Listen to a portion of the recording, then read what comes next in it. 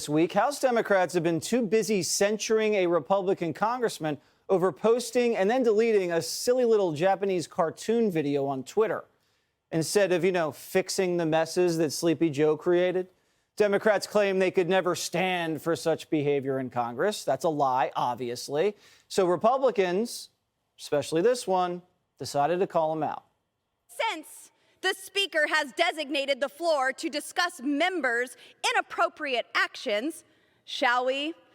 The Jihad Squad member from Minnesota has paid her husband, and not her brother husband, the other one, over $1 million in campaign funds. This member is allowed on the Foreign Affairs Committee while praising terrorists.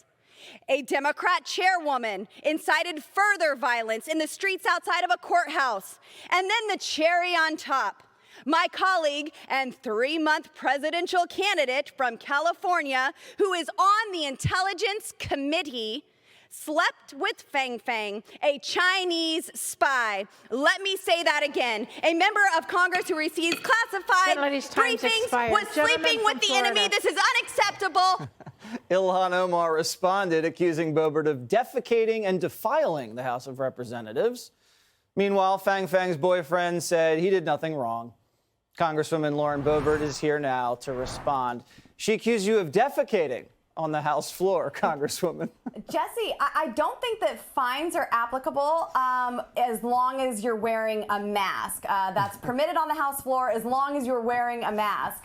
But I mean, seriously, what are we doing here? We're censuring members for political cartoons that are just as fake as the Democrat Party and all of their horrible policies that they are pushing here. The cartoon was make-believe. It's fake, like their entire party, like the $7 trillion equaling zero.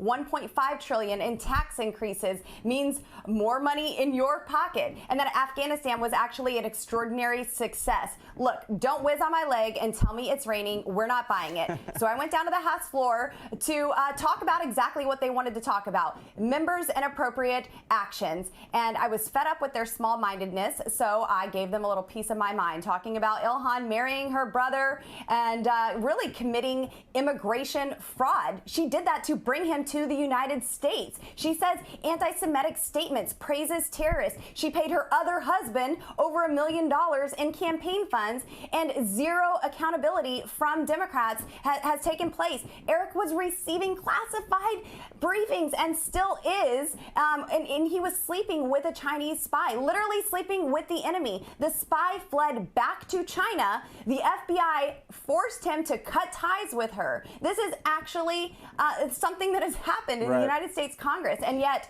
he's still on the Intelligence Committee. So a couple hundred years ago, you would have had a duel with Congresswoman Omar. When you guys see each other in the halls, is it friendly? Do you look each other in the eyes? What's going on? So unfortunately, most of the Democrats vote by proxy the majority of their time, so we don't see a whole lot of them. Maybe when the Republicans are back in the majority, we'll actually have regular order and we'll actually be able to debate our colleagues on issues. But right now, they're busy removing Republicans from committees, not fixing all the crises that we're seeing all throughout our country, the invasion of our southern border, the energy crisis, the supply chain crisis, our children being forced to wear masks in school, the medical mandates that are taking place.